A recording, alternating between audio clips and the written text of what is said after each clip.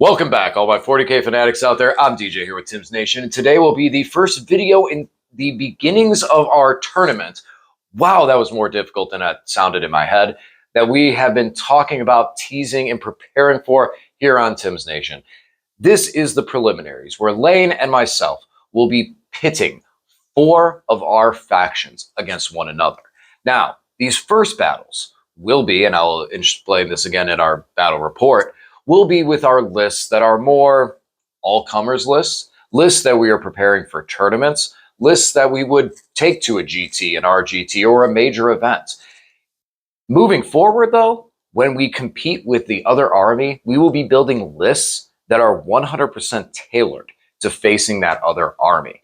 This will allow us to see units that we don't typically bring, or deployments or detachments and things that you would not normally see in a competitive game of 40K, but we're things that we will be using to combat against that other faction. So it should allow us to bring some models off the shelves that we haven't been able to play, and will force me to start painting more.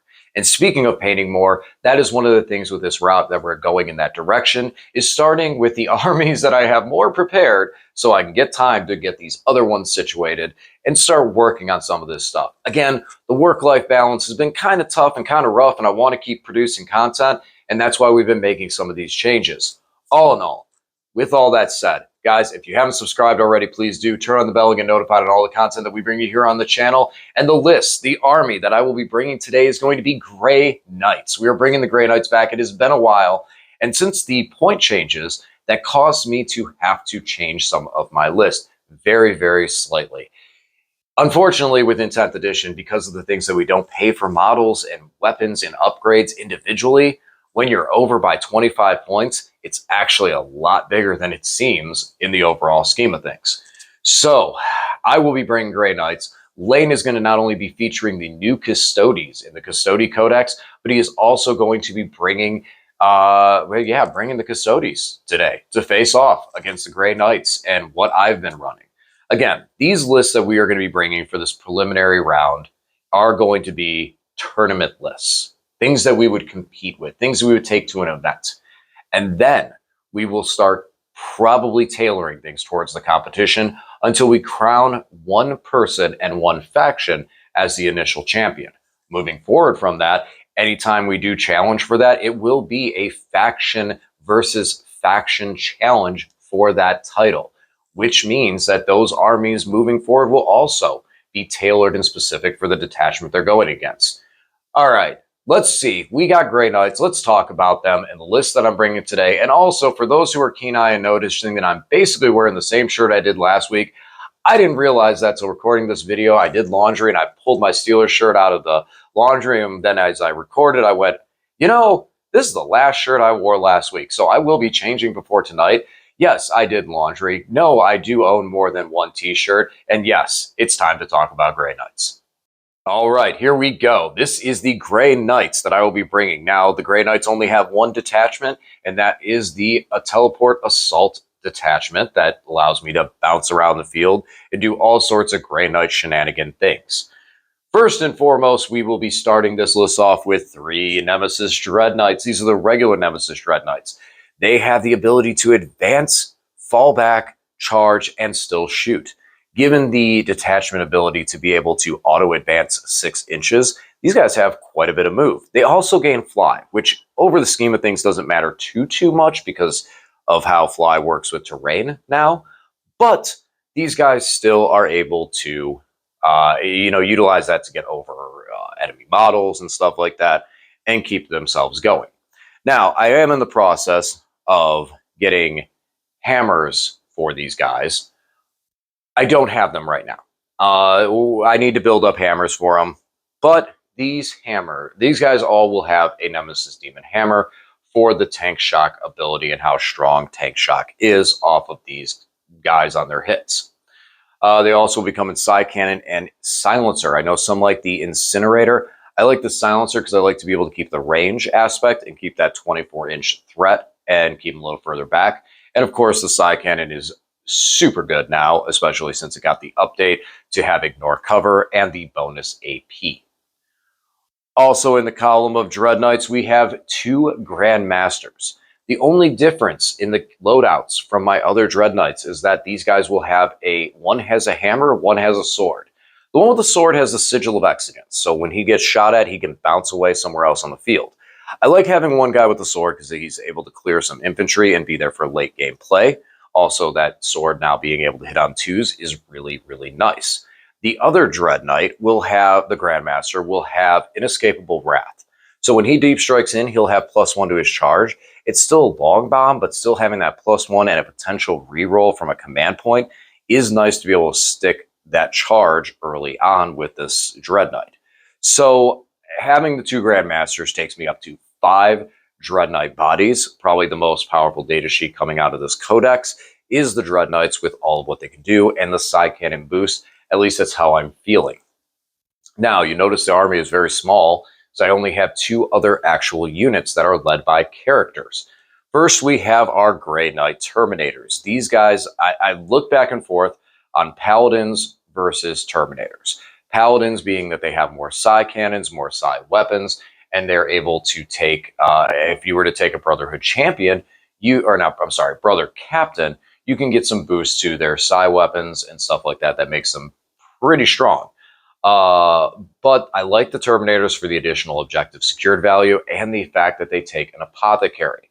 So this is going to be a 10-man squad led by a Grandmaster. Grandmaster has first to the fray, so these guys can deep strike on turn 1 and start that forward play. Not to mention, one of the fun things I've done with these guys is get them into a weird position, hit something where our opponent is forced to move, spend a command point and pick them back up, and then spend that command point to drop them back down on a rapid ingress to get them in a better position to go into turn 2 and be able to charge in there. Grandmaster provides a lot of buffs that we'll talk about in a minute. These guys are coming with 2 side cannons, a banner to give them OC3 per model, and it's about it, I think. Yeah. Oh, and the Apothecary. Can't forget the lovely Apothecary to be able to put Terminators back. Next up in the other squad of actual infantry is the Purifiers. Never leave home without them. These guys are coming with 4 Incinerators, and then they have all of their anti-infantry love. These guys will just absolutely shred something and have one of the most devastating overwatches in the game. Being able to deep strike in, land within 3 inches, burn something off an objective, and then sit and say, if you move, I will shoot you. Such a strong unit, especially backed by their character support, the one and only Castellan Crow, giving them additional shots with their Purifying Flames. Now over into characters, and this is the one change that has happened from my previous list. We still have the Grandmaster, we have Crow, and we have a Tech Marine. First up, the Grandmaster. The Grandmaster has a side cannon to give us a 3rd side cannon within the Terminator unit. He will also is the one that brings first to the fray, so the squad can deep strike on turn 1. Now, I can target this unit with a stratagem, a battle tactic, and zero it out once per game, sadly only once per game, which does lead into a really cool strat to be able to get us some death wounds on the Terminators when they charge. Pretty cool there. Also, he allows the unit to ignore any and all modifiers, so this is a nice way to get around Armor of Contempt and things such as that, or negative to hit modifiers. And next up, we have Castellan Crow. Crow is a beast at beating up characters and infantry alike. And his big buff is that he gives +1 to the Purifying Flames to the Purifiers for an additional shot. So that's where he's going. That's his big include. And he's been great. And he's also super durable, being able to zero out 1 failed save. So even after you kill the Purifiers, he is still there to fight into the long terms of the game. Last up, we had to drop the Librarian. When he went up to 120 points, he is starting to fall in that column where it's like the Librarian does a good amount of damage. And yes, being able to proc 2d6 mortal wounds is huge when it hits. However, 120 points is getting really hard to stomach, so I do still like having that solo character float around. So we're going to go over into a Tech Marine for this. The Tech Marine is able to heal the vehicles, which I have 5 of. He's able to give them +1 to hit, or one of them, which is very nice.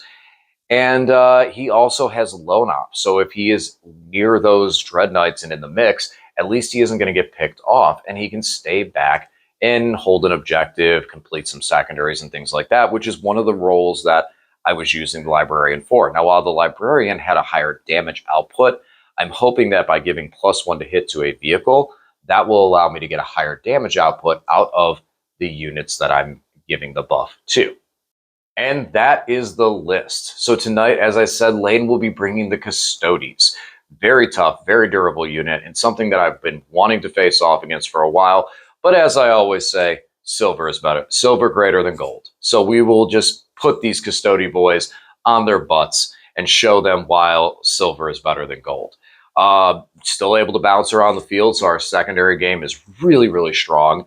And hopefully that will be kind of the deciding factor, that as the Custodes hit and land and do their damage, I'll be able to get away, move away, get further away, and just continue to pummel them until I can start to remove more and more models.